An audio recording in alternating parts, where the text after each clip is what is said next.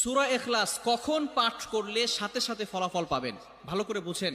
সূরা ইখলাস হচ্ছে পবিত্র কোরআনুল কারীমের ভিতরে ছোট সূরাদের ভিতরে অন্যতম একটি সূরা। তবে ফজিলতের দিক থেকে সূরা ইখলাস হচ্ছে গুরুত্বপূর্ণ ফজিলত, এবং এই সূরাটা এমন একটা সময় আল্লাহ পাক রব্বুল আলামিন নাজিল করে দিয়েছেন যখন আল্লাহ রাসূল সাল্লাল্লাহু আলাইহি ওয়াসাল্লাম দ্বীনের প্রচার করতে লাগলেন।